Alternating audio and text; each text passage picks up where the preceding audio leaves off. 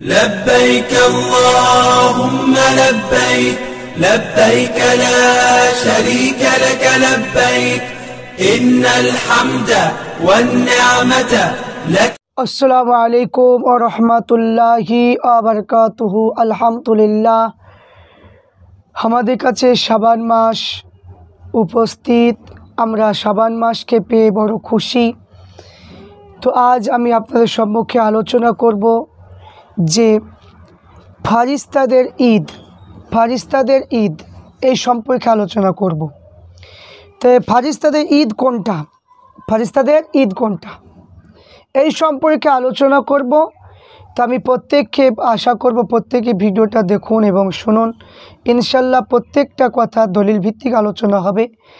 আর আমি প্রত্যেককে বলবো যে এই যিনারা আল্লাহর ওলি দেখে ভালোবাসেন, যিনারা যে ইলিম যারা অর্জন করেছেন, যারা মারিফতের দিকে যারা আছে, ইলমে জাহির ইলমে বাতিনি যারা অর্জন করেছেন, যে সমস্ত আলেম এবং মুফতি মাওলানা তিনারা আল্লাহর ওলি হয়েছেন, তিনাদের কিতাব থেকে আমরা সমস্ত শাবান মাসে ফজিলত, শবে বরাতের ফজিলত সব কিছু আমরা কিতাব অনুযায়ী আমরা পাই। বর্তমান সময়ে কিছু আলেম, কিছু মুফতি এরা মারিফত মানতে চায় না, এরা পীর এবং বায়াত হওয়া এগুলো বিশ্বাস করে না। এই জন্য তাদের দলিলে শবে বরাত বা শাবান মাসে ইবাদত বান্দেগি তাদের দলিলে খুঁজে পাওয়া যায় না। তাদের বক্তব্যও তারা দিচ্ছে যে না, এগুলো করা চলবে না। কারণ এখানে আমরা মোস্তাব নফল ইবাদতগুলো করে যদি আমরা নেকি আমরা অর্জন করব, সেইগুলোকে তারা নষ্ট করে দিচ্ছে, যাতে এরা মোস্তাব নফল ইবাদত যেন না করে। যে করলে গোনা না করলে নেকি না করলে গোনা নাই, তো গোনা নাই তো সে কাজটা করব কেন, এই রকম বক্তব্য। তো এগুলো আমাদের সাধারণ মানুষ আমাদের জানতে হবে যে না, তাদের এই কথাগুলো হচ্ছে ভুল। আমরা হচ্ছে গোনাগার মানুষ, সবসময় আমাদের গোনা কি হয়। তাই আমাদের এই মুস্তাব নফলগুলো যদি আমরা করি, এগুলো আমাদের আদার্স নেকি হবে। তাই কিয়ামতের দিনে যখন নেকি আর গোনা, নেকি গোনা যখন হয়ে যাবে, দেখা যায় নেকিও হয়েছে, গোনা সমান সমান হলো, এবার পয়েন্ট বাড়াতে হবে। তো এই জন্য এই মুস্তাব নফলগুলো যদি করেন, এর বিনিময়ে আপনি জান্নাতে যেতে পারবেন। তো আসুন আমি আপনাদের সম্মুখে আলোচনা করব যে ফারিস্তাদের ঈদ সম্পর্কে। এখানে গুনিয়াতুত তালিবিন এই কিতাবের মধ্যে বড় পীর আব্দুল কাদির জিলানী রহমাতুল্লাহ আলাইহ তিনি লিখেছেন। আমরা দেখব ফারিস্তাদের ঈদ সম্পর্কে। যে আল্লাহ রসুল সাল্লাল্লাহু আলাইহি ওয়াসাল্লাম বলেছেন, পৃথিবীতে যেমন মুসলমানদের দুটো ঈদ, আমাদের কটা ঈদ?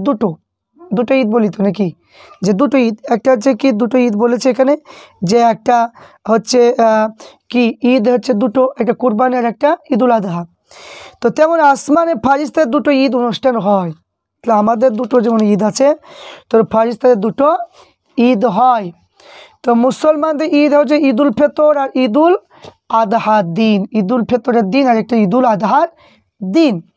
তো ফারিস্তাদের যে দুটো ঈদের কথা বলা হয়েছে, সেইগুলো জানতে হলে প্রত্যেককে বলবো যে আমার ভিডিওটা আপনারা একটু করে লাইক দেন এবং শেয়ার করুন, এবং প্রত্যেকের কাছে আপনাদের এই লিঙ্কটা আপনাদের হোয়াটসঅ্যাপে পাঠিয়ে দিন।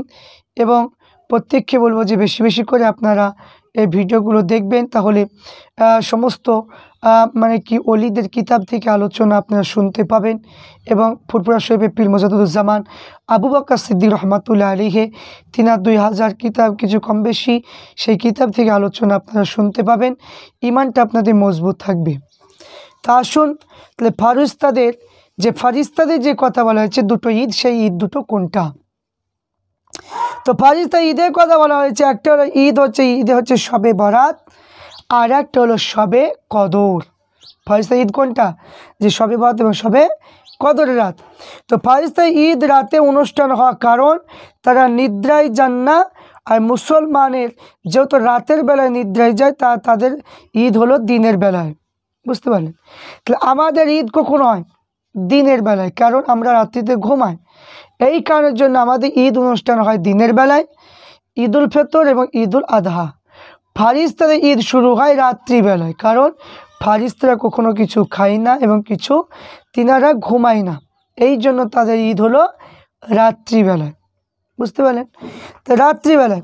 তো এই সম্পর্কে যে ফারিস্তা, এই সম্পর্কে কি বলা হয়েছে, ফারিস্তাদের ফারিস্তা হযরত জিবরাইল আমিন আলাইহিসসালাতু ওয়াসসালাম তিনি কি করেন, যে হজরতে জিবরাইল আমিন আলাইহিসসালাম তিনি চলে আসেন।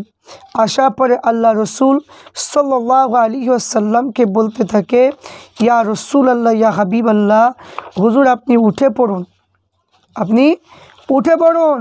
আল্লাহ রসুলকে মানে কি বলছেন, হজরতে জিবরাইল আমিন আলাইহিসসালাম তিনি আল্লাহ রসুল সাল্লাল্লাহু আলাইহি ওয়াসাল্লামের কাছে এসে কি উপদেশ দিচ্ছে একটু শুনুন।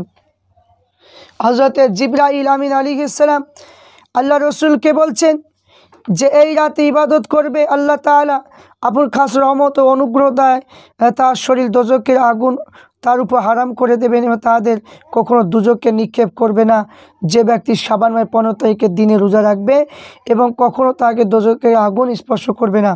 তো আল্লাহ রসুল সাল্লাল্লাহু আলাইহি ওয়াসাল্লাম বলে, আমি জিবরাইলের নিকটে শুনেছি যাহারা এখানে বলেছে যাহারা কি করবে, যে যাহারা শাবান মাসের 15 তারিখে রাত্রিতে জেগে ইবাদতবন্দি করবে তার শবে কদর ইবাদতের সমতুল্য সওয়াব তার আমল নামায় লেখা হবে।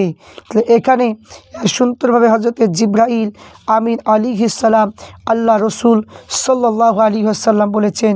এবার মানে হজরতে রসুল পাক সাল্লাল্লাহু আলাইহি ওয়াসাল্লাম কী বলছে দেখুন, যে এখানে হজরতে জিবরাইল আমিন আলাইহিসসালাম 14 শাবান দিবাগত রাত্রিতে শবে বরাতে আল্লাহ রসুলের নিকটে আগমন করে বলে যে আল্লাহ রসুল এই রাতে জাগ্রত থাকে ইবাদতবন্দি করুন, কারণ এই রাত্রিতে বান্দার যাবতীয় নেক ও আর্য পূরণ করে। আল্লাহ রসুল ইবাদতবন্দিগি মশগুল হয়ে গেলেন।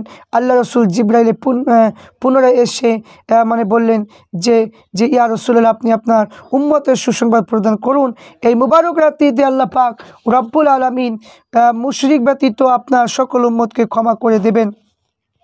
হজরত জিবরাইল আমিন আলাইহিস সালাম নবীকে সম্বোধন করে বলবে আপনি আপনার মাথা মুবারক উত্তোলন করুন। তিনি মাথা মুবারক উত্তোলন করে দেখতে পেলেন জান্নাতের দরজা খুলে দেওয়া হয়েছে এবং আসমানের দরজা খুলে দেওয়া হবে। প্রথম দরজা ফারিস্তা উচ্চস্বরে ঘোষণা করবে এই সকল লোকের সুসংবাদ যারা এই রাতে রুকু করবে। দ্বিতীয় দরজা ফারিস্তাগণ বলবে যে তারা এই রাতে যারা সিজদাকারী তাদের জন্য সুসংবাদ। তৃতীয় দরজা ফারিস্তাগণ উচ্চস্বরে ঘোষণা করবে এই রাতে যে দোয়াকারীগণের জন্য সুসংবাদ। চতুর্থ দরজা ফারিস্তাগণ উচ্চস্বরে ঘোষণা করবে এই রাতে আল্লাহ পাক রব্বুল আলামিন কন্দনকারীগণের জন্য সুসংবাদ। পঞ্চম দরজা ফারিস্তাগণ উচ্চস্বরে ঘোষণা করবে এই রাতে দান সাদকা এবং নেক কাজ সম্পাদনকারীর জন্য সুসংবাদ। এবং 6 নম্বর ফারিস্তাগণ উচ্চস্বরে ঘোষণা করবে যে কোনো আবেদনকারী আছো কি যার আবেদন পুরা করে দেওয়া হবে। এবং সপ্তম আসমানে ফারিস্তাগণ উচ্চস্বরে বলতে থাকবে যে কোনো ক্ষমা প্রার্থী আছো কি আমি তাই ক্ষমা করে দেব। এবং আল্লাহ রসুল বলেন আমি জিবরাইলকে জিজ্ঞাসা করেছিলাম যে এই দরজায় কোন সময় পর্যন্ত খোলা থাকবে, তিনি জবানে বললেন যে ফজর পর্যন্ত। আর বলবে যে এই রাতে আল্লাহ পাক বনি কলব সম্প্রদায় বকরি ভেড়া পশম পরিমাণ জাহান্নামী লোকেদের মুক্তি করে দেবেন। তাই এখানে বলা হয়েছে এই বরকতময় রাত্রিতে প্রত্যেক মুসলমান নরনারী উচিত সারাত্রি জেগে ইবাদতবন্দি করা এবং রোজা রাখা এবং দুরূদ শরীফ পড়া। এটা হলো বরকতময় রাত, এই জন্য ফারিস্তাদের ঈদের কথা এখানে বলা হয়েছে। তাহলে আমরা বুঝতে পারলাম যে ফারিস্তাদের ঈদ হলো দুটো, একটা লাইলাতুল কদর আর একটা হচ্ছে শবে বরাত।